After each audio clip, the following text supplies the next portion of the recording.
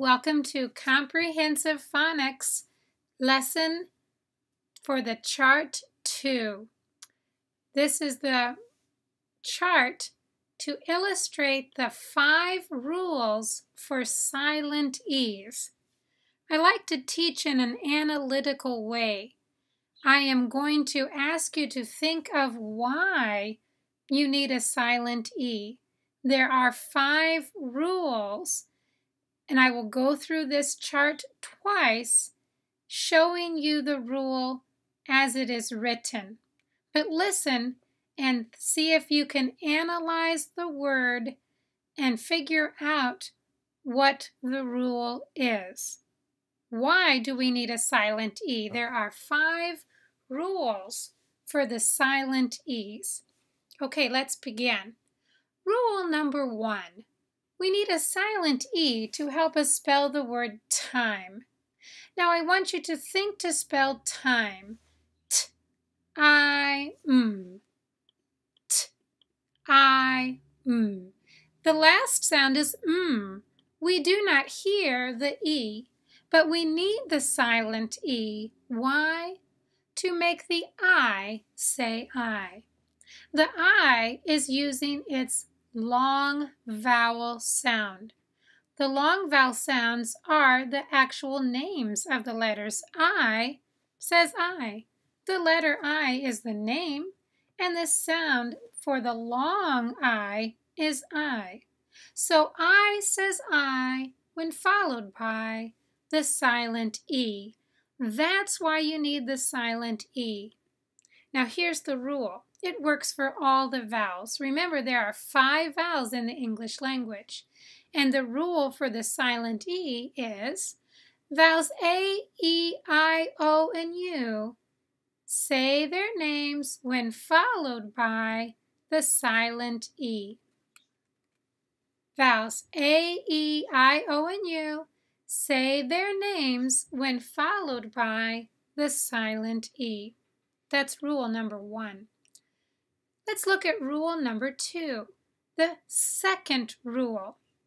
I call this rule my V and U take 2 rule. Look at the word love. Think to spell love. L-A-V. The O says ah. That's the 4th vowel sound for the letter O. L-A-V. The last sound you hear in the word love is V. English words don't end in V. That's why you need the silent E. Look at the word true. Think to spell true. T-R-U. 3 sounds. The U says oo. That's the 3rd vowel sound for the letter U. English words don't end in U. That's why we need the silent E. V and U take 2. That's rule number 2. And here's the rule. English words don't end in V or U. So if you hear V or the U at the end of the word, you will need a silent E. Rule number 3. Rule number 3 helps us write words like prince. Think to spell prince. P-R-I-N-C. The last sound is S. What letter says S in prince? The letter C. The rule for the letter C is C says S before E, I, or Y. And that's why you need a silent E. When a word ends in the letter C and it says the second sound S, you will need a silent E. And you know that the same rule is for the letter G. Look at the word large. Think to spell large.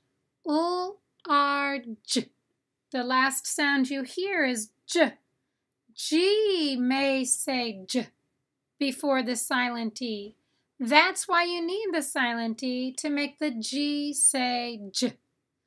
I call this rule my C and G take 3 rule. C and G take 3 to remind you it's the third rule for the silent E. Here's the rule. C says S and G says J before the silent E. This could also be called the softening E. Remember, C has 2 sounds. K, S. G has 2 sounds. G, J. K is the soft sound. No, pardon me. K is the hard sound. S is the soft sound. G, J. G is the hard sound. J is the soft sound. When you are talking about sounds, that is a distinction that they use. And so the soft sounds are needed, S and J. So we have a softening E to make the C say S and the G say J. That's why you need the silent E. And then rule number 4. Look at the word little. When you see the word little, sound it out. L-it-t-l. You hear 5 sounds. Think to spell it. Little. I clapped my hands twice because it has 2 syllables. Remember, every syllable needs a vowel. Look at the first syllable, lit. What is the vowel? I. Look at the second syllable, tul. What is the vowel? E. And the rule is every syllable needs a vowel. And I clap my hands so you can hear the syllables, little. Rule number 5. This helps us write words like are. Now, I call this my Anjabi. Why do I need an E and R? Well, there's a few miscellaneous rules, and so I have grouped them together in the 5th category. Rather than having you learn 10 rules, the first 4 are the primary rules, and the rule number 5 is a collection of miscellaneous rules. They help us write words like are. It makes a small word longer. Are is simply a multi-letter phonogram. Are. So the silent E makes this small word longer. That's the rule. Now look at the second miscellaneous reason. Read the words tens, tense.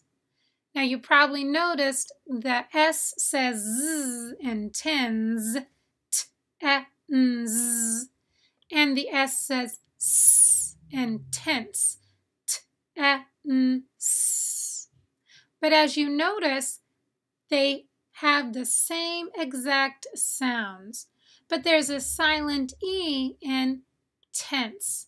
And that's to tell the difference between 2 words. Tens and tense are 2 different words. Tens is a mathematical word. 2 tens equals 20. Tense is a grammatical word. Do you know the present tense form of went? The present tense is go. The past tense is went. It's a grammatical term. Okay, look at the third miscellaneous reason. Horse. Horse. When you sound it out, or s, the last sound is s. Now, when a word ends in s, it is usually plural. But horse is not plural. It's a single animal, 1 horse. So when a word ends in s, you need a silent E because this is a non-plural word ending in s. You need a silent E. Horse, house, mouse, See if you can find other words that fit into this category. And the last category, giraffe. J, I, J, raff, R-aff. This is a foreign spelling. You don't hear the silent E, but we keep the silent E because we borrowed this from a foreign language. It was a non-English word and we kept the spelling. Okay, that is our 5 rules for the silent E's. Thank you for listening, and I hope you have a great day.